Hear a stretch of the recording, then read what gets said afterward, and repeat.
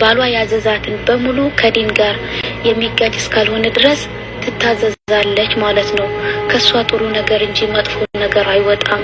እንዲሁም ቤትና ንብረቱ የሱን ንብረት ማለት ነው። እንዲሁም ቤተሰቦቹን ትጠብቃለች። ሙእሚን ሴት ቤተሰቦቹ እንኳን መጥፎ ቢሆኑም ታከብራቸዋለች ማለት ነው፣ ትጠብቀዋለች ማለት ነው። እሱ የማይፈልገውን ሰው አትጠጋም፣ እንዲሁም አታስጠጋምም። እንዲሁም ባሏን ሳታሳውቅ ሱና ጾም እንኳን አትጾምም፣ ከቤት ማትወጣም እሱን ሳታስፈቅድ ማለት ነው። ይህች ነች እንግዲህ ሙእሚን ሴትና ጥሩ ሚስት። የባሏንና የቤቷን ምስጢር በሚገባ ትጠብቃለች። በአሁኑ ሰዓት አብዛኞቻችን ትዳራችን የሚፈርስበት ምክንያት ዋናው ምንድነው? የባሎቻችንን ምስጢር ለጓደኞቻችን በመናገር ማለት ነው። ጥሩ ጓደኛ እንዳለ ሁሉ መጥፎ ጓደኛም አለ ማለት ነው።